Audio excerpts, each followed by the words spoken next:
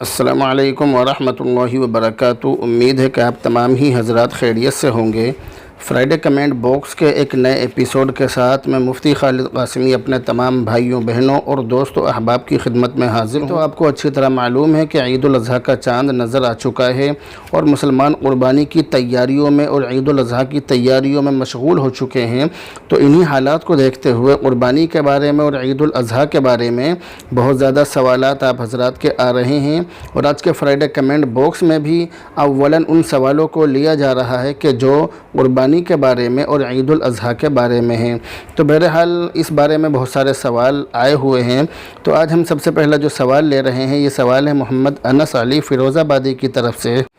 سلام اور دعا اور خیریت وغیرہ معلوم کرنے کے بعد پوچھتے ہیں کہ حضرت مفتی صاحب، قربانی کا خون نالی میں بہانا کیسا ہے؟ یہ جو آپ نے سوال کیا ہے یہ عام طور سے ہمارے یہاں پر ہوتا ہے۔ ہمارے یہاں پر جو قربانی کا خون ہوتا ہے، جب جانور کو ذبح کرتے ہیں تو جو خون نکلتا ہے اس کو نالیوں میں عام طور سے بہا دیا جاتا ہے، اور اس کو نالیوں میں بہانا کوئی عیب نہیں سمجھا جاتا ہے۔ تو اس بارے میں ہی انہوں نے سوال کیا ہے۔ تو جانور کو ذبح کرتے وقت جو خون نکلتا ہے وہ خون ناپاک ہوتا ہے۔ اگر وہ خون بدن یا کپڑوں پر لگ جائے تو وہ بدن اور کپڑے ناپاک ہو جائیں گے جن کپڑوں اور بدن پر وہ خون لگا ہے۔ اس لیے جانور کو ذبح کرتے وقت اس بات کا خیال رکھیں کہ وہ جو خون ہے وہ آپ کے کپڑوں پر یا بدن پر نہ لگے۔ اگر لگ جائے تو آپ اپنے بدن اور کپڑوں کو دھو لیں۔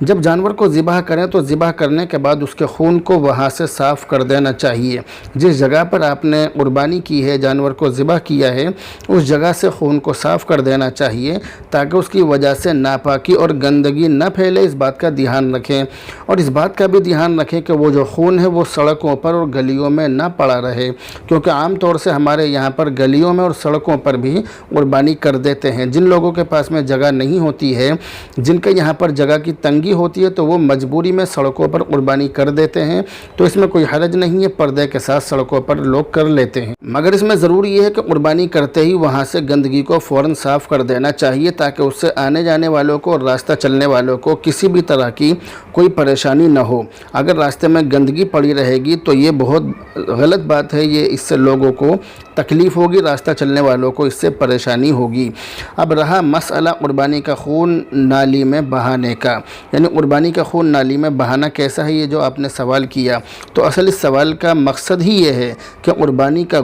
خون نالیوں میں بہانا کیسا ہے۔ تو اس کا حکم یہ ہے کہ قربانی کے جو جانور ہوتے ہیں، قربانی کے جانور کے احترام کا تو حکم دیا گیا ہے۔ مذہب اسلام کے اندر قربانی کے جو جانور ہیں ان کا احترام کرنا تو ضروری ہے، اس بات کا حکم دیا گیا ہے، تاکید کی گئی ہے۔ لیکن قربانی کے جانور کا جو خون ہوتا ہے اس کا احترام کرنے کا اور اس کا ادب کرنے کا اس کا حکم نہیں دیا گیا ہے، کیونکہ وہ خون ناپاک ہوتا ہے۔ اس خون کے بارے میں حکم یہ ہے کہ اس خون کو وہاں سے صاف کر دیا جائے۔ اگر نالی میں بہا سکیں تو نالی میں بہا دیں، اور اگر کہیں اور بہا سکتے ہوں تو وہاں بہا دیں، لیکن بہرحال نالی میں بہانے میں اس میں شرعاً کوئی حرج نہیں ہے، شریعت کی طرف سے اس میں کوئی پکڑ نہیں ہے۔ اسی طرح دوسرا کمنٹ انہوں نے یہ کیا ہے کہ قربانی کے جانور کے گلے میں ہار پھول ڈالنا کیسا ہے؟ قربانی کے گلے کے جانور جو ہوتا ہے اس کے گلے میں ہار پھول ڈالنا یہ فضول خرچی ہے، اور یہ ایک ایسی چیز کو بڑھاوا دینا ہے جس کا مذہب اسلام کے اندر کوئی وجود نہیں ہے، جس کا مذہب اسلام کے اندر کوئی ثبوت نہیں ہے۔ یہ قربانی کا جو جانور ہوتا ہے اس کو سجانا، اس کو سجا کر پیش کرنا یا اس کو اچھی طرح سے بنا سوار کر پیش کرنا، تو یہ چیز کوئی ضروری نہیں ہے بلکہ یہ فضول خرچی ہے۔ رہا مسئلہ رسی اور زنجیر وغیرہ کا، تو یہ تو ضروری چیز ہیں، لیکن اس کے علاوہ اور جو چیزیں ہوتی ہیں ان کی ضرورت نہیں ہے، یہ فضول خرچی میں شامل ہوتا ہے۔ تیسرا کمنٹ انہوں نے کیا ہے کہ قربانی کے جانور کو مہندی لگانا اور سجانا کیسا ہے، اور اس پر اللہ لکھنا اور چاند بنانا کیسا ہے؟ قربانی کے جانور کو مہندی لگانا اور اس کو سجانا کیسا ہے، یعنی مہندی لگا کر اس کو بنانا سنوارنا، یہ آپ نے سوال کیا۔ اس کا جواب یہ ہے کہ اس میں شرعاً کوئی حرج نہیں ہے، کوئی قباحت نہیں ہے، اس میں کوئی برائی نہیں ہے، اس کو مہندی وغیرہ سے بنانا سنوارنا یہ جائز ہے۔ لیکن قربانی کے جانور پر اللہ لکھنا یا محمد لکھنا ہے، چاند تارہ وغیرہ بنانا، تو اللہ محمد لکھنا تو ٹھیک نہیں ہے، کیونکہ اس سے اللہ کے نام کی اور محمد کے نام کی بے ادبی ہوتی ہے۔ اس لیے ان ناموں کو لکھنے سے تو پرہیز کرنا چاہیے، اور جب اس کی قربانی ہو جاتی ہے تو اللہ محمد لکھا ہوا جو نام ہوتا ہے وہ جگہ جگہ پھرتا ہے، اس لیے اس طرح کی چیزوں سے تو پرہیز کرنا چاہیے۔ ویسے اس پہ چاند تارہ بنانا بھی کوئی عقل مندی کی بات نہیں ہے، اس لیے اس سے بچیں تو زیادہ اچھا ہے۔ چوتھا کمنٹ انہوں نے کیا ہے کہ قربانی کے جانور کو ذبح کرنے سے پہلے میٹھا کھلانا کیسا ہے؟ یہ بھی بے اصل ہے، بے بنیاد ہے، اس کی شریعت میں کوئی اصل نہیں ہے، کوئی بنیاد نہیں ہے، شریعت کے اندر اس کا کوئی ثبوت نہیں ہے۔ قربانی سے پہلے جانور کو کھلانے کا تو حکم ہے کہ اس کو کھلا دیا جائے، لیکن اس طرح کا کوئی حکم نہیں ہے کہ اس جانور کو میٹھا ہی کھلائیں، اس طرح کی کوئی بات نہیں ہے۔ اس طرح کی باتیں جو لوگ کرتے ہیں یا جو اس طرح کے کام کرتے ہیں، یہ تمام کام بے اصل اور بے بنیاد ہیں۔ پانچواں سوال انہوں نے کیا ہے کہ جس کے نام سے قربانی ہو رہی ہو تو اس کو جانور ذبح کرنا یا چھری پھیرنا ضروری ہے یا نہیں؟ یہ بھی بالکل اس طرح کی بھی کوئی بات مذہب اسلام کے اندر نہیں ہے، یہ اس کی مرضی کی بات ہے۔ بہت سی مرتبہ قربانی جو ہوتی ہے کسی بوڑھی عورت کے نام سے، بوڑھے شخص کے نام سے یا بیمار کے نام سے ہو رہی ہے تو وہ کس طرح سے ہاتھ پھیر سکتا ہے؟ تو ایسا نہیں ہے کہ جس کے نام سے قربانی ہو رہی ہو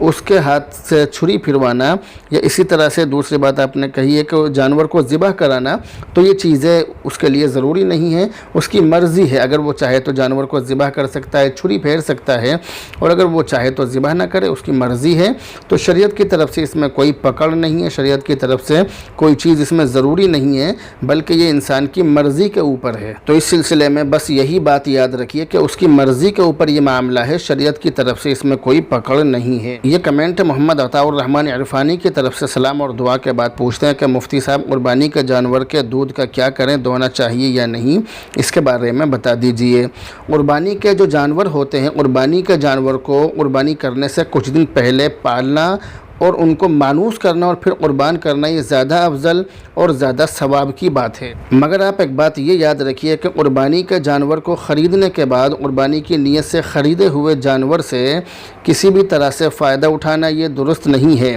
یعنی نہ اس پر سواری کی جا سکتی ہے، نہ اس کے بال کاٹے جا سکتے ہیں، اور نہ ہی اس کا دودھ پیا جا سکتا ہے، اس بات کا خاص دھیان رکھیں۔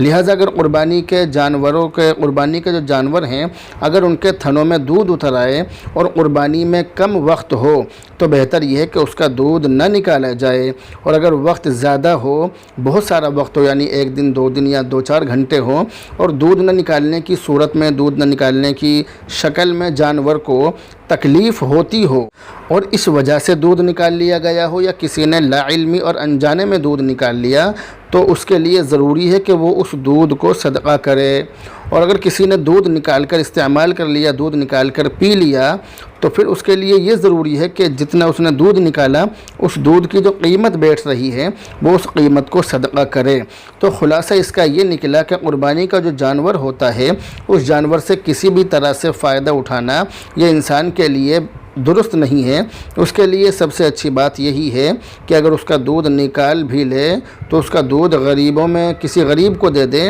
یا اس کا دودھ کسی مسکین کو دے دے۔ اور اگر اس نے انجانے میں پی لیا، اس کو اس مسئلے کا معلوم نہیں تھا، اس نے پی لیا، تو ایسی صورت میں اس کے لیے حکم یہ ہے کہ جتنا دودھ اس نے پیا وہ اس کی قیمت صدقہ کر دے۔ امید ہے کہ آپ اس مسئلے کو بہت اچھی طرح سے سمجھ گئے ہوں گے۔ اگلا کمنٹ ہے محمد مشرف سیفی کی طرف سے سلام اور دعا کے بعد کہتے ہیں کہ حضرت مفتی صاحب عید الاضحیٰ 10 جولائی کو ہے کیا؟ جی ہاں، عید الاضحیٰ 10 تاریخ کو ہے، 10 جولائی کو، اور اس مرتبہ اتفاقاً چاند کی 10 تاریخ کے ساتھ ساتھ اس دن انگریزی کی 10 تاریخ بھی ہے، یہ بھی ایک اتفاق ہے۔ ویسے عید الاضحیٰ جو ہوتی ہے وہ چاند کی 10 تاریخ کو ہوتی ہے، 10 ذی الحجہ کو، لیکن اس مرتبہ انگریزی کی 10 تاریخ بھی اس دن پڑ رہی ہے، یہ بھی ایک اتفاق کی بات ہے۔ اگلا کمنٹ ہے حافظ صابر صاحب کی طرف سے سلام اور دعا اور خیریت وغیرہ معلوم کرنے کے بعد کہتے ہیں کہ مفتی صاحب کیا 2 بہن مل کر قربانی کر سکتی ہیں، یا 2 بھائی مل کر اپنے باپ کے نام سے قربانی کر سکتے ہیں یا نہیں؟ یہ انہوں نے سوال کیا ہے۔ اس سوال کا جواب یہ ہے کہ آپ نے جو سوال کیا کہ 2 بہنیں یا 2 بھائی، یعنی 2 لوگ اگر پیسہ ملا کر کسی ایک کے نام سے، اپنے باپ کے نام سے یا کسی کے بھی نام سے قربانی کرنا چاہیں تو وہ کر سکتے ہیں یا نہیں، شریعت میں اس کی اجازت ہے یا نہیں؟ تو اس کا جواب یہ ہے کہ ہاں، 2 لوگ یا 3 لوگ، جتنے بھی لوگ چاہیں، پیسے ایک جگہ ملا کر وہ کسی ایک کے نام سے قربانی کر سکتے ہیں، بالکل جائز ہے، اس میں کوئی حرج نہیں ہے۔ لیکن اگر انہوں نے پیسے ملا کر، 3-4 لوگوں نے پیسے ملا کر، سب نے اپنے اس میں، یعنی سب نے یہ کہا کہ ہم سب کے نام سے یہ قربانی ہو رہی ہے، تو ایسی صورت میں کسی کی بھی طرف سے قربانی نہیں ہوگی، کیونکہ ایک حصہ ایک شخص کی طرف سے ہی ہوتا ہے۔ اگر چھوٹا جانور ذبح کیا جا رہا ہے، قربان کیا جا رہا ہے، تو چھوٹا जानवर एक शख्स की तरफ से होगा। अब जब 4-5 लोगों ने 2-4 लोगों ने उसमें सब ने अपनी अपनी नीयत कर ली कि हम सब की तरफ से ये हो रहा है, तो ऐसी सूरत में वो किसी की भी तरफ से कुर्बान नहीं होगा। ऐसी सूरत में किसी की भी तरफ से वो कुर्बानी नहीं मानी जाएगी। तो बहरहाल जो आपने सवाल किया कि 2 बहनें मिलकर या 2 भाई मिलकर पैसा मिलाकर अपने बाप के नाम से कुर्बानी करना चाहते हैं तो कर सकते हैं। तो जिंदों में से अगर जिंदों की तरफ से की जा रही है तो एक शख्स की तरफ से ही एक जानवर कुर्बान किया जाएगा। लेकिन अगर मुर्दों की तरफ से की जा रही है तो बहुत सारे मुर्दों के नाम से या तमाम मरहूमीन के नाम से, तमाम मुर्दों के नाम से एक जानवर कुर्बान किया जा सकता है। एक कुर्बानी यानी एक छोटा जानवर या बड़े जानवर में एक हिस्सा बहुत सारे मुर्दों की तरफ से किया जा सकता है। इसमें कोई हरज नहीं है और इसमें कोई पकड़ भी नहीं है, उनकी तरफ से कुर्बानी भी हो जाएगी। अगला कमेंट है मोहम्मद मुशर्रफ सैफ़ी की तरफ से। सलाम और दुआ के बाद पूछते हैं कि मुफ्ती साहब क्या मरहूमीन के नाम से कुर्बानी करने के लिए अपनी तरफ से कुर्बानी करनी पड़ेगी? ये जो आपने सवाल किया है, इस सवाल का जवाब डेली सवाल और जवाब के एपिसोड में दिया जा चुका है। लेकिन जब आपने सवाल किया है तो आपके सवाल का जवाब दिया जा रहा है। आपने सवाल ये किया कि मरहूमीन के नाम से कुर्बानी करने के लिए अपनी तरफ से कुर्बानी करनी पड़ेगी या नहीं। इस सवाल का जवाब मैंने दे दिया, फिर भी आपको बतला रहा हूँ कि अगर हम मरहूमीन के नाम से, मुर्दों के नाम से कुर्बानी कर रहे हैं तो इसके अंदर सबसे पहली बात आप ये देखिए कि आपके ऊपर भी कुर्बानी वाजिब है या नहीं। अगर आपके ऊपर कुर्बानी वाजिब है तो आपको अपने नाम से करनी पड़ेगी, और अगर आप पर वाजिब नहीं है तो आपकी मर्ज़ी है आप अपने नाम से करें या न करें। पहली बात तो ये है। अब मसला ये है कि कुर्बानी वाजिब किस पर है, ये भी एक मसला है। तो इस मसले को मैंने आपको पहले बतला दिया, लेकिन मैं फिर भी अब दोबारा बतला दूँ, दोबारा मैं इसको दोहरा रहा हूँ। तो जिस शख्स के पास 52.5 तोला चांदी हो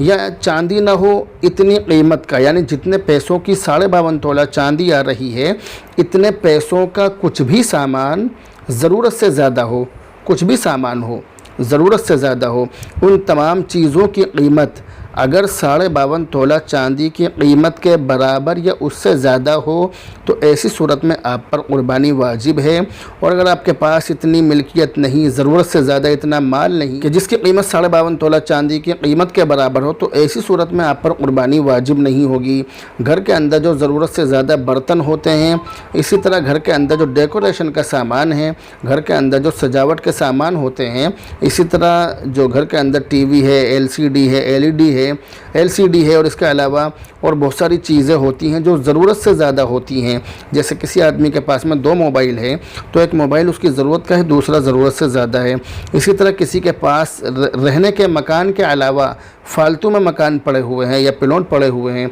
तो कुल मिलाकर बात यह है कि अगर किसी के पास इतना माल हो कि जिसकी कीमत 52.5 तोला चांदी की कीमत के बराबर हो, इतना माल ज़रूरत से ज़्यादा हो, फालतू में पड़ा हो, ये इतने पैसे पड़े हों, तो ऐसी सूरत में उस पर कुर्बानी वाजिब हो जाएगी। जैसा कि आपने सवाल किया, अगर आप पर कुर्बानी वाजिब है तो आपको अपने नाम से करनी पड़ेगी, और अगर वाजिब नहीं है तो फिर आपकी मर्ज़ी है कि आप अपने नाम से करें या ना करें। ये तो रहा कुर्बानी करने का मसला, अपने नाम से कुर्बानी करने का। अब दूसरी बात आपने मालूम की है कि मरहूमीन के नाम से कुर्बानी करने के लिए अपनी तरफ से करना ज़रूरी है या नहीं, तो ऐसा कोई मसला नहीं है। मरहूमीन के नाम से, मुर्दों के नाम से कुर्बानी करना ये अलग चीज़ है, और अपनी तरफ से कुर्बानी करना ये अलग चीज़ है। अपनी तरफ से आप जब करेंगे, जब आप पर वाजिब होगी तो आप कर सकते हैं, वाजिब नहीं है तो आपकी मर्ज़ी है। रहा मुर्दों की तरफ से कुर्बानी करने का मसला, तो ये आपकी गुंजाइश के ऊपर है। अगर आपकी गुंजाइश है आप कर लो, और गुंजाइश नहीं है तो मत करो। इसमें कोई ज़रूरी नहीं है, इसमें कोई ज़बरदस्ती आपके ऊपर नहीं है। इसी तरह हमारे यहाँ पर आम तौर से ये होता है, घरों के अंदर ये चीज़ हमने देखी है कि हर साल लोग घरों के अंदर जो कुर्बानी करते हैं, इस साल अपनी तरफ से कर ली, इस साल अगले साल बीवी की तरफ से, फिर बड़े बेटे की तरफ से, फिर बहू की तरफ से, फिर छोटे बेटे की तरफ से, सबसे छोटे बेटे की तरफ से, बेटी की तरफ से। इस तरह से लोग कुर्बानी करते हैं और इसको उन्होंने फ़ैशन बना लिया, इसको शौक़ के तौर पर लोग करते हैं, जबकि ये चीज़ बहुत ज़्यादा अहम है, बहुत ज़्यादा संगीन मसला है, बहुत ज़्यादा सीरियस लेने का मसला है। इसके अंदर ऐसा नहीं है कि आप किसी के भी नाम से कुर्बानी कर दें, बल्कि जिस पर वाजिब हो उसको तो करनी ही पड़ेगी, उसको तो करनी ज़रूरी है। अगर वो नहीं करेगा तो उसकी पकड़ होगी। अब रहा मसला कि जिस पर वाजिब नहीं है, तो जिस पर वाजिब नहीं है उसकी मर्ज़ी है, करो मत करो, कोई ज़बरदस्ती नहीं है। ये जो हर साल करते हैं कि इस साल मैंने अपने नाम से कर ली, अगले साल मेरी बीवी के नाम से हो गई, फिर मेरे बेटे के नाम से, तो ये कोई इस तरह की चीज़ नहीं है कि भाई नाम से होती रहे या انسان یہ سمجھے کہ بھئی چلو سب کا دل خوش ہو جائے گا، سب کے نام سے ہر سال ہوتی رہے، تو ایسا نہیں ہے۔ یہ بہت زیادہ پکڑ کا سبب ہے، آخرت میں بہت سخت پکڑ ہوگی ایسے انسان کی۔ اس لیے اس مسئلے کو بہت آسانی سے، بہت باریکی کے ساتھ، بہت اچھی طرح سے سمجھ لیجئے کہ آپ پر واجب ہے تو جب تک واجب ہے، جتنے سالوں تک واجب ہے، آپ کو قربانی اپنی طرف سے کرنی پڑے گی۔ گنجائش کے اعتبار سے جتنی آپ کی گنجائش ہو، آپ کسی کے بھی نام سے، اپنے مردوں کے نام سے یا اپنے گھر کے دوسرے لوگوں کے نام سے یا اللہ کے نبی علیہ الصلوۃ والسلام کے نام سے قربانی کر سکتے ہیں۔ اس مسئلے کو مجھے پوری امید ہے کہ آپ اچھی طرح سے سمجھ گئے ہوں گے۔ اگر سمجھ گئے ہیں تو کمنٹ کر کے ہمیں ضرور بتائیں۔ تو بہرحال اب اگلا سوال ہم لے رہے ہیں۔ محمد ریحان مہاراشٹر کی طرف سے سلام اور دعا اور خیریت وغیرہ معلوم کرنے کے بعد پوچھتے ہیں کہ حضرت مفتی صاحب، ایک لڑکی بالغ ہے لیکن اس کو اپنا بھی نہیں پتہ، یعنی دماغ سے پاگل ہے، اور لڑکا بھی بالغ ہو چکا ہے، تو ان دونوں کی طرف سے قربانی کرنا کیسا ہے؟ کیا اس کو ثواب ملے گا؟ وہ صاحب نصاب نہیں ہے لیکن دونوں بچوں کی طرف سے والد صاحب الگ الگ حصہ لینا چاہتے ہیں، تو کیا ان دونوں کو ثواب ملے گا؟ یہ جو آپ نے سوال کیا، اس سوال کے اندر سب سے پہلی بات یہ ہے کہ وہ جو بالغ لڑکی ہے اس کو اپنا بھی نہیں پتہ، تو جو قربانی واجب ہے وہ عاقل بالغ پر، عاقل پر واجب ہے، یعنی عقل مند بھی ہو، پاگل پر قربانی واجب نہیں ہے۔ ایک بات آپ نے اس کے اندر یہ کہی ہے کہ اگر ان کے والد صاحب ان کی طرف سے قربانی کریں دونوں بچوں کی طرف سے، تو کیا ان بچوں کو ثواب ملے گا؟ تو اس کا جواب یہ ہے کہ قربانی کرنا بہت اچھا عمل ہے، بہت بہترین عمل ہے اور باعث اجر و ثواب ہے۔ جس کی طرف سے قربانی کی جائے گی اس کو ثواب ملے گا۔ اگر نیت اچھی ہوگی قربانی کرنے والے کی تو اس کو ثواب ملے گا۔ یہ تمام چیزیں نیت کے اوپر بھی ہوتی ہیں، نیت کے اوپر ہی نہیں کہہ رہا میں، بلکہ میں کہہ رہا ہوں کہ نیت کے اوپر بھی ہوتی ہیں، یعنی تمام چیزیں ایسا نہیں ہے کہ صرف نیت کر لی کام ہو گیا، بلکہ عمل کے ساتھ ساتھ نیت بھی درست ہونی چاہیے۔ تو آپ نے جو کہا ہے کہ اگر قربانی کریں گے تو ثواب ملے گا یا نہیں، تو اگر اللہ کو راضی کرنے کے لیے قربانی کریں گے تو ایسی صورت میں ان کو ضرور ثواب ملے گا انشاءاللہ تعالی۔ اللہ تعالیٰ کے یہاں تو لامحدود خزانے ہیں، وہ تو چاہتا ہے کہ بندے نیک کام کریں تاکہ میں ان کو اجر و ثواب اور اجر عظیم عطا کروں۔ تو اللہ کی رحمت بندوں کی بخشش کا اور بندوں کو ثواب دینے کا بہانہ ڈھونڈتی ہے۔ اگلا کمنٹ ہے قاری ماہر کی طرف سے، سلام اور دعا کے بعد کہتے ہیں کہ اگر کسی پر قربانی واجب تھی اور وہ قربانی چھوڑتا رہا 10 یا 20 سال تک، مگر پھر اللہ نے اس کو ہدایت دی، تب سے وہ تازہ قربانی تو کر رہا ہے، مگر جو پچھلی قربانی ہے تو ان کی قضا یا کفارہ یا تلافی کیسے ہو؟ یہ جو آپ نے سوال کیا، اس سوال کا جواب یہ ہے کہ اگر کسی پر قربانی واجب ہو مگر وہ قربانی نہ کر سکے، یہاں تک کہ قربانی کے 3 دن گزر جائیں، قربانی عام طور سے قربانی کے جو دن ہیں وہ 3 دن ہیں، 3 دن قربانی کے ہوتے ہیں، 10، 11، 12، یعنی 10 تاریخ کو عید الاضحیٰ ہوتی ہے، پھر 11 جو اس سے اگلا دن ہے، پھر اس سے اگلا دن، ان 3 دنوں میں قربانی کر سکتے ہیں، یعنی تیسرے دن کی مغرب تک ہم قربانی کر سکتے ہیں۔ تو اگر کسی نے قربانی نہیں کی، یہاں تک کہ 3 دن گزر گئے، تو ایسی صورت میں اس کے لیے حکم یہ ہے کہ وہ شخص قربانی کی قیمت صدقہ کرے۔ اب جو آپ نے سوال کیا ہے، اس سوال کے اندر بھی چونکہ وہ شخص قربانی جو کرنا چاہتا تھا، یہ اس پر قربانی واجب تھی لیکن وہ نہیں کر سکا، اور ہر سال قربانی کے جو دن تھے وہ گزرتے گئے، ایسی صورت میں اس پر 10-20 سال کی قربانی اس پر قضا ہو گئی، یعنی اس پر قربانی واجب تھی اور وہ ادا نہیں کر سکا، وہ قربانی نہیں دے سکا، قربانی نہیں کر سکا، تو ایسی صورت میں اس کے لیے بھی حکم یہ ہے کہ وہ ہر سال یا جتنی بھی سال اس کی گزری ہیں، تمام سالوں کا حساب لگا کر ایک میڈیم جانور کی قیمت صدقہ کر دے، یعنی جتنے بھی سال گزرے، مثال کے طور پر 20 سال کی اس نے قربانی چھوڑ دی ہیں، تو 20 جانوروں کی قیمت لگا کر ان کو اللہ کے راستے میں صدقہ کر دے، اس صورت میں اس کی قربانی ہو جائے گی۔ اس کی جو قربانیاں چھوٹی ہیں، جو وہ قربانی نہیں کر سکا ہے، اس کی طرف سے وہ ادا ہو جائیں گی، یعنی اللہ کا یہاں پر اس کی پکڑ نہیں ہوگی۔ اگلا کمنٹ ہے فہیم الدین عباسی کی طرف سے، سلام اور دعا اور خیریت وغیرہ معلوم کرنے کے بعد کہتے ہیں کہ حضرت ایک مولانا صاحب یہ کہہ رہے ہیں کہ نائیوں کی قربانی نہیں مانی جاتی ہے، ان مولانا صاحب کی بات صحیح ہے یا غلط، یا وہ افواہ پھیلا رہے ہیں؟ صحیح کیا ہے آپ بتائیے۔ جو آپ نے سوال کیا ہے، سوال بڑا عجیب و غریب ہے، اور مولانا صاحب نے اگر ایسا کہا ہے تو آپ ان کی بات کو نہیں سمجھ پائے ہیں۔ مولانا صاحب کے کہنے کا مطلب یہ ہوگا کہ میں ایک دم ایسے تو نہیں کہوں گا کہ وہ مولانا صاحب غلط کہہ رہے ہیں، بلکہ میں یہ کہوں گا کہ اس سلسلے میں تھوڑی سی تفصیل یہ ہے، جس نائی کی کمائی یا جس شخص کی آمدنی کا اکثر حصہ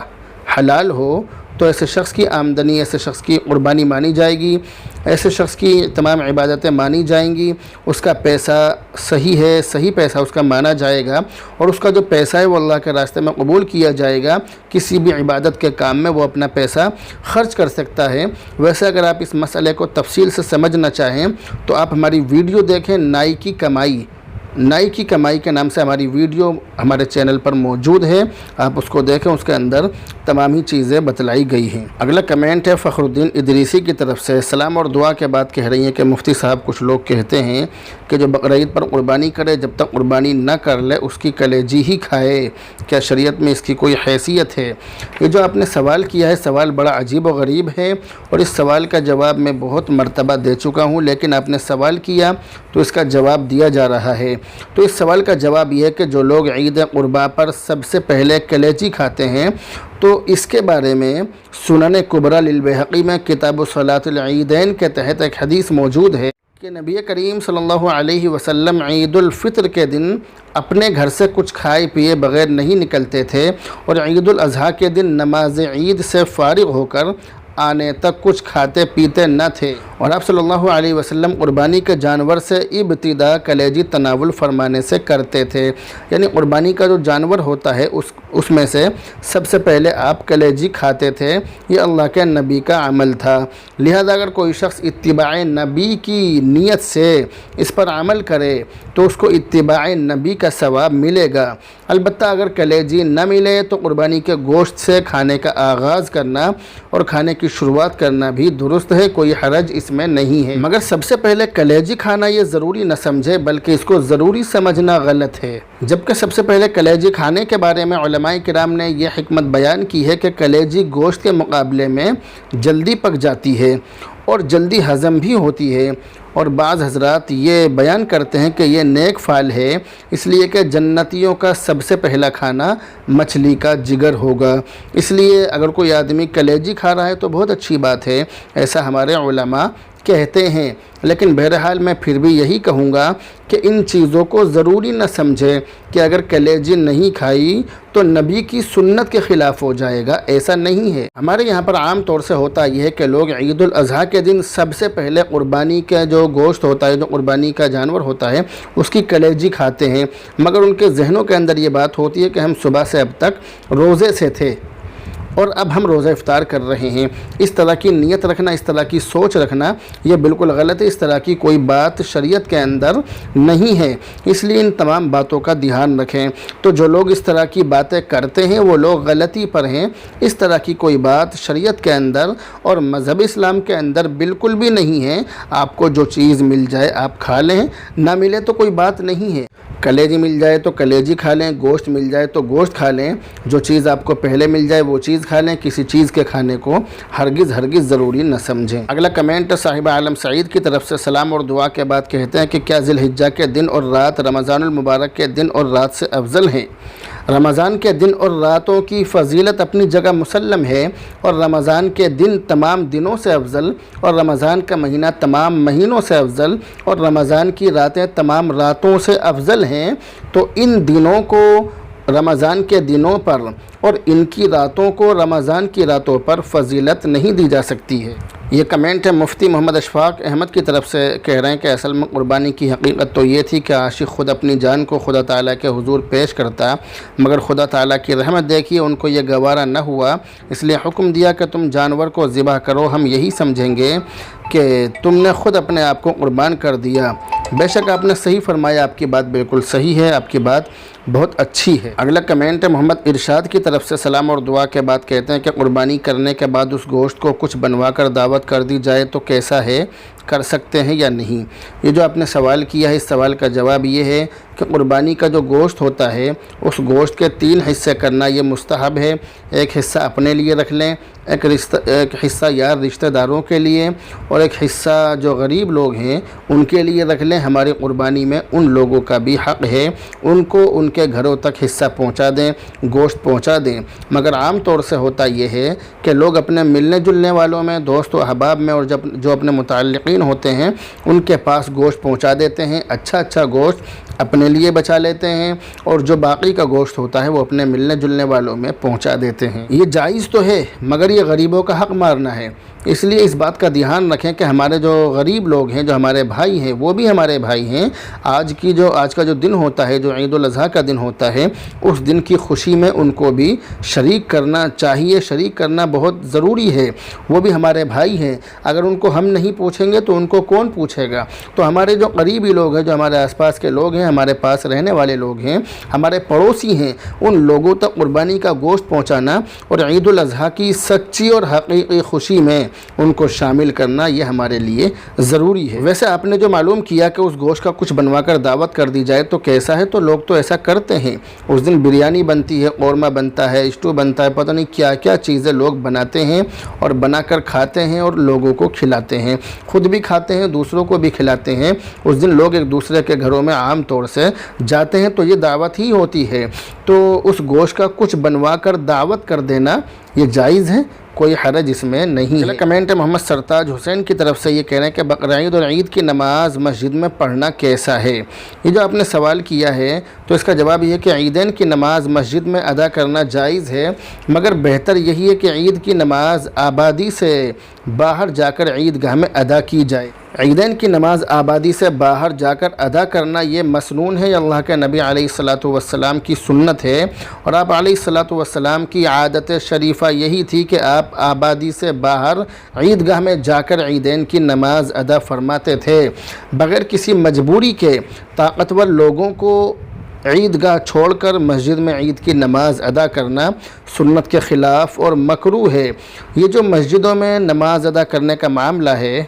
تو یہ ان لوگوں کے لیے کہ جو بیمار ہیں، جو کمزور ہیں، جو ضعیف ہیں، جو عیدگاہ تک نہیں جا سکتے۔ عیدگاہ عام طور سے آبادی سے باہر ہوتی ہے، جو کمزور بیمار لوگ ہیں، جو بوڑھے لوگ ہیں، وہ وہاں تک نہیں جا سکتے، ان کو پریشانی ہوگی، ان کے لیے یہ جو سلسلہ شروع کیا گیا کہ وہ مسجدوں میں نماز ادا کر لیں۔ مگر آج کل ہمارے یہاں پر یہ فیشن بن چکا ہے کہ ہر امام چاہتا ہے کہ ہماری مسجد میں بھی عید کی نماز ہو تاکہ لوگوں کو یہ لگے کہ امام صاحب نے عید کی نماز پڑھائی ہے، اور اسی طرح سے جو وہاں کی کمیٹی ہوتی ہے، جو وہاں کے ذمہ دار ہوتے ہیں، وہ بھی چاہتے ہیں کہ عید کی نماز ہماری مسجد میں ہو، اس بہانے سے مسجد کا کچھ چندہ ہو جائے گا، اور امام صاحب کی کوشش یہ ہوتی ہے کہ نماز ہو تاکہ اس بہانے سے ہماری بھی جیب گرم ہو۔ دونوں کی نیت میں فرق ہے، دونوں کی نیت میں فطور ہے، اس لیے اس طرح کے لوگ جو ہوتے ہیں، جو مسجدوں کے اس طرح کے امام ہوتے ہیں یا جو اس طرح کی کمیٹی کے لوگ ہوتے ہیں، میں تمام اماموں کو نہیں کہہ رہا اور میں تمام لوگوں کو، کمیٹی کے تمام لوگوں کو بھی نہیں کہہ رہا، بلکہ میں ان مسجدوں کی بات کر رہا ہوں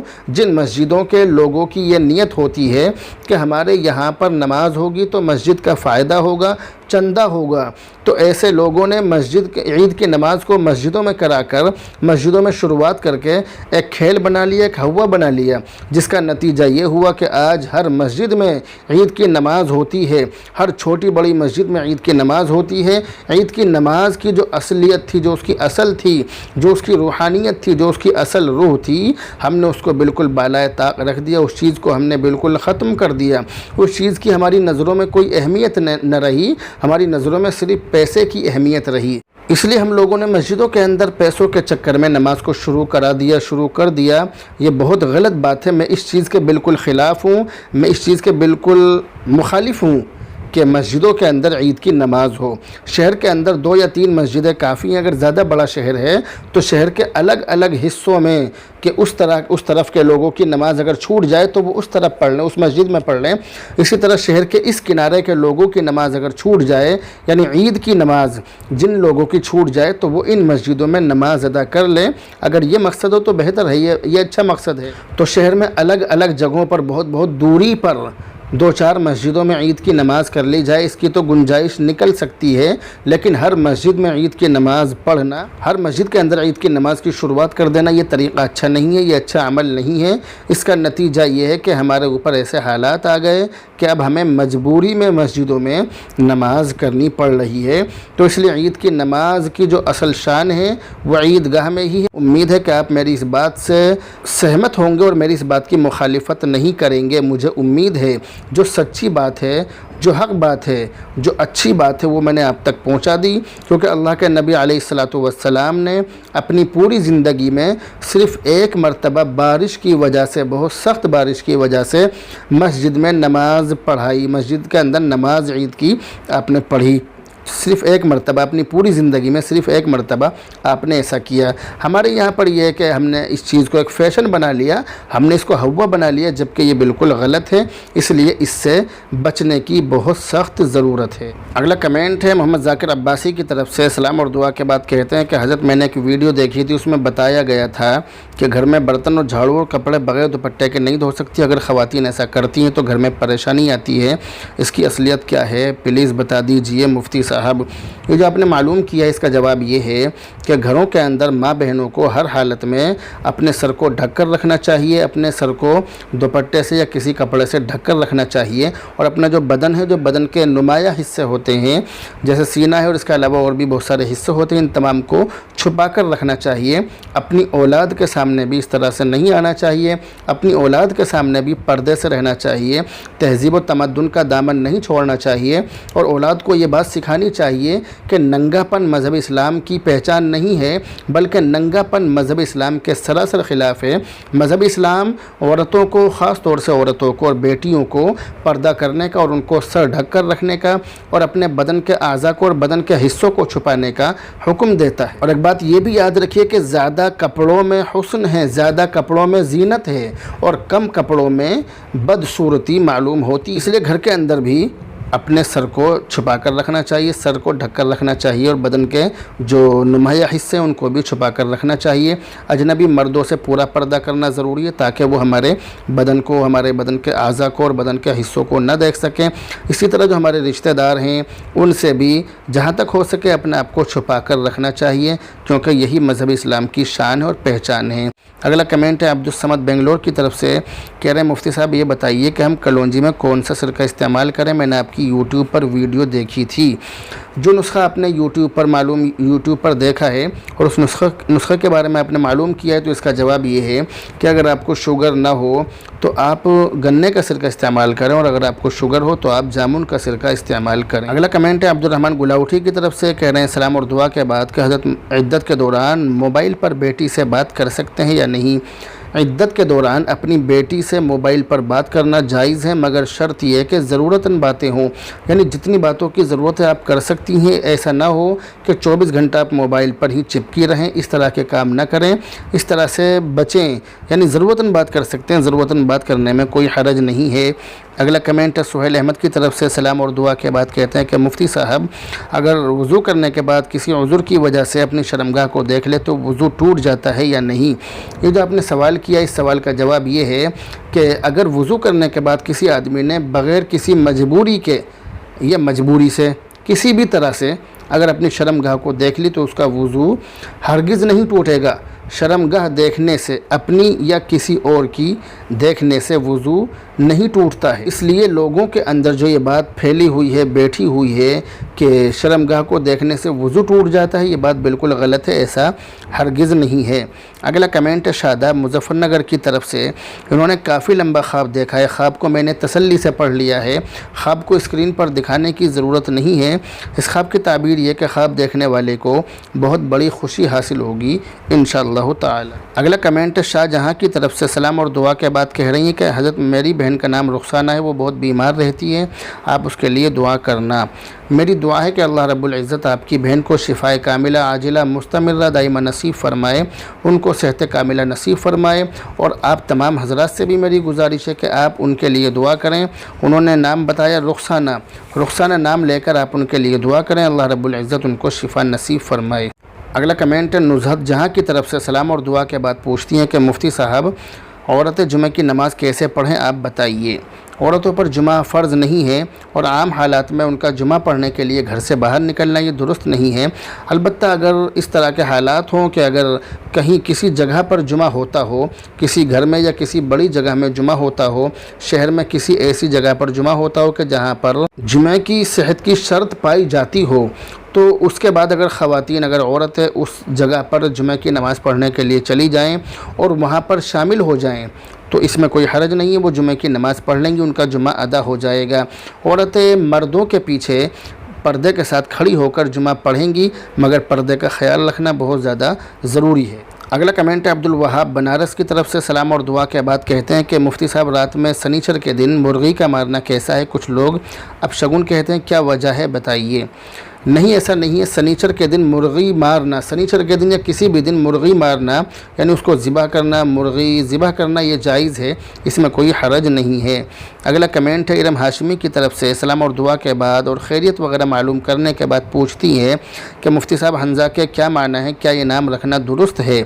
عربی، اردو اور فارسی لغت کی کتابوں میں حنزہ کا معنی نہیں ملا ہے، اس کے اندر نہیں ہے، اور یہ جو لفظ ہے حنزہ، یہ چھوٹے ہاں سے ہے، یہ بڑے ہاں سے نہیں ہے۔ البتہ پاک کے شمالی علاقے میں ایک جگہ کا نام حنزہ ہے، لہذا اگر یہ نام آپ اپنی بیٹی کا رکھنا چاہتی ہیں تو یہ نام رکھنا مناسب نہیں ہے۔ اس کے علاوہ اور بہت سارے نام ہیں، آپ کچھ اور نام ان کا رکھ سکتی ہیں۔ اگلا کمنٹ ہے قاری مشاہد الاسلام کی طرف سے۔ سلام اور دعا اور خیریت وغیرہ معلوم کرنے کے بعد پوچھتے ہیں کہ حضرت میری کوئی لڑکی نہیں ہے، صرف 2 لڑکے ہیں، اور مجبوری کے تحت بیوی کا آپریشن کرانا پڑا، جس کی وجہ سے 2 پر ہی سلسلہ ختم ہو گیا۔ ابھی چند ماہ قبل چھوٹے بھائی کی دوسری لڑکی ہوئی تھی، اسے ہم نے گود لے لیا، اب اس کا کیا حکم ہے؟ جیسے آدھار کارڈ اور برتھ سرٹیفکیٹ پر حقیقی ماں باپ کا نام لکھوایا جائے یا جس نے گود لیا اس کا نام لکھوایا جائے۔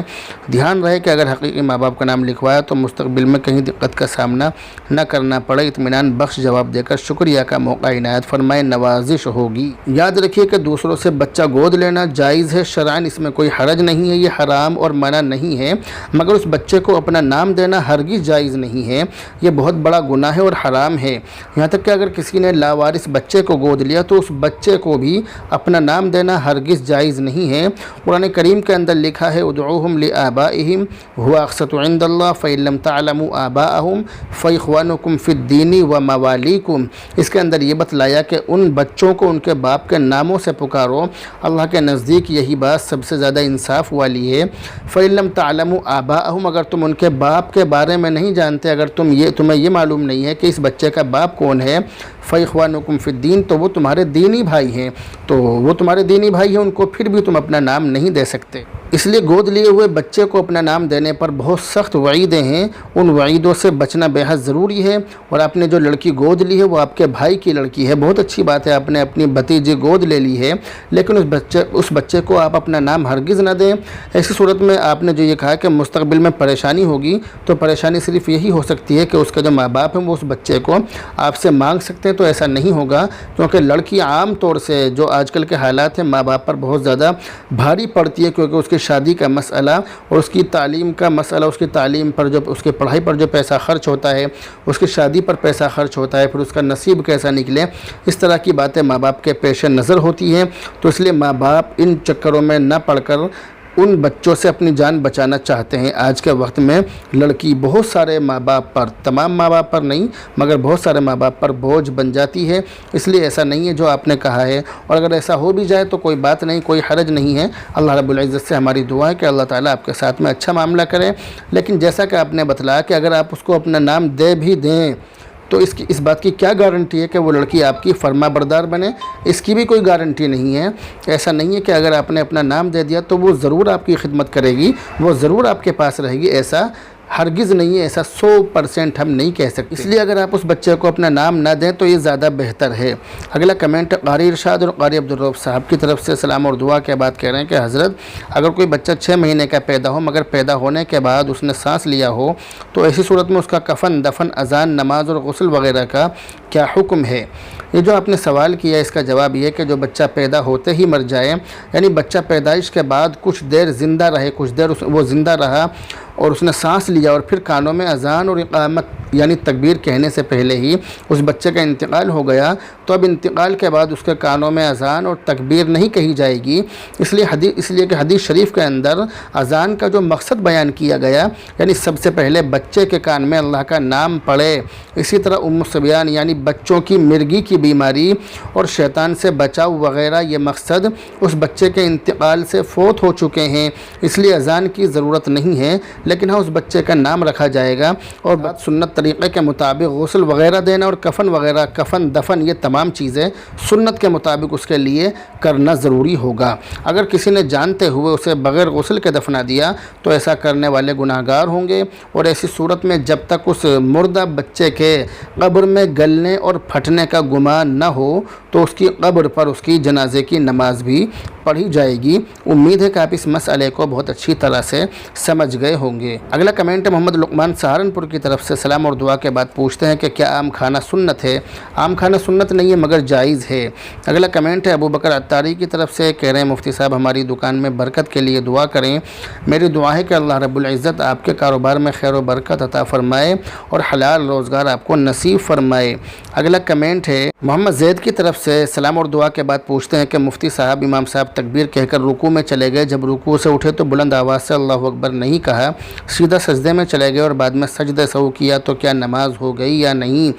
ایسی صورت میں نماز ہو گئی مگر سجدہ سہو کی ضرورت نہیں تھی، لیکن سجدہ سہو کر لیا تو بھی کوئی بات نہیں ہے، نماز ان کی ہو گئی۔ اگلا کمنٹ محمد امتیاز کی طرف سے، کہہ رہے ماشاء اللہ شکریہ جزاک اللہ خیرہ۔ اگلا کمنٹ ہے بھارت ٹیلر کی طرف سے، بھارت ٹیلر ریاض الدین کی طرف سے، کہہ رہے ماشاء اللہ بہت اچھی جانکاری دی ہے، شکریہ جزاک اللہ خیرہ۔ اگلا کمنٹ محمد عاطف کی طرف سے، کہہ رہے ماشاء اللہ بہت سندر، شکریہ جزاک اللہ خیرہ۔ اگلا کمنٹ فہیم الدین عباسی کی طرف سے، کہہ رہے ماشاء اللہ جی بالکل صحیح فرمایا آپ نے، شکریہ جزاک اللہ خیرہ۔ اگلا کمنٹ کلیم اللہ سعیدی کی طرف سے، سلام اور دعا اور خیریت وغیرہ معلوم کرنے کے بعد کہہ رہے ہیں کہ حضرت عرض یہ کرنا تھا کہ جیسے مکمل مسجد اور اس میں وضو خانہ اور بیت الخلاء وغیرہ بھی ہے، بعض اشخاص یہ کہتے ہیں کہ جو وضو خانہ اور بیت الخلاء وغیرہ ہے یہ مسجد کا حصہ نہیں مانا جائے گا، کیا یہ درست ہے؟ واضح کریں فقط والسلام۔ آپ نے جو سوال کیا ہے، آپ نے جو ذکر کیا ہے، یہ بات صحیح ہے کہ مسجد کا وضو خانہ، غسل خانہ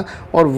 بیت الخلاء اور امام کا حجرہ یہ تمام چیزیں خارج مسجد ہوتی ہیں اور ہونی چاہیے۔ بہت ساری مسجدوں میں امام صاحب کا جو حجرہ ہوتا ہے وہ مسجد کا جو ممبر اور محراب ہوتا ہے اس کے ترنت برابر والا، اس کے فوراً برابر والا ہوتا ہے، جس کی وجہ سے یہ پریشانی ہوتی ہے کہ جب امام صاحب ناپاک ہو جاتے ہیں تو ناپاکی کی حالت میں پوری مسجد کو پار کر کے ان کو مسجد کے اندر سے نکل کر غسل خانے میں جانا ہوتا ہے۔ اس لیے ایسی صورت میں حکم یہ ہے کہ امام صاحب کا جو حجرہ ہے وہ مسجد کے اندر نہیں ہونا چاہیے، خارج مسجد ہونا چاہیے۔ تو یہ جو وضو خانہ، بیت الخلاء، غسل خانہ اور امام کا حجرہ جو ہوتا ہے یہ خارج مسجد حصہ ہوتا ہے۔ اگلا کمنٹ لائک سیفی کی طرف سے، کہہ رہے ہیں جزاک اللہ، شکریہ جزاک اللہ خیرہ۔ اگلا کمنٹ شمیم احمد کی طرف سے، کہہ رہے ہیں بہت شکریہ حضور والا، شکریہ جزاک اللہ خیر۔ اگلا کمنٹ ارم مراد آبادی کی طرف سے، کہہ رہی ہیں مجھے اسکن الرجی ہے، اپنی طرف سے کوئی علاج بتا دیجئے۔ اگر آپ کی جلد پر خارش یا کھجلی یا الرجی ہو رہی ہے تو آپ اس جگہ پر برف لگائیں، آپ کو راحت اور آرام ملے گا۔ آپ الرجی والی جگہ کو گرم پانی سے زیادہ بچانے کی کوشش کریں، ٹھنڈے پانی میں کوئی بھی تیل ملا کر آپ اسکن پر لگائیں، انشاءاللہ تعالی آپ کو بہت زیادہ آرام ملے گا۔ اگلا کمنٹ صاحب عالم سعید کی طرف سے، سلام اور دعا کے بعد کہتے ہیں کہ کیا فرماتے ہیں علماء دین اس مسئلے کے بارے میں، کیا باپ بیٹی سے، ماں بیٹے سے، بہن بھائی سے مصافحہ کر سکتے ہیں؟ جزاک اللہ خیرہ۔ باپ کا بیٹی سے، ماں کا بیٹے سے اور بہن کا بھائی سے مصافحہ کرنا عموماً بلا شہوت پیار و محبت کی وجہ سے ہوتا ہے، اس لیے اس کی گنجائش ہے، لیکن آج کل گندگی کا اور گندی ذہنیت کا زمانہ ہے،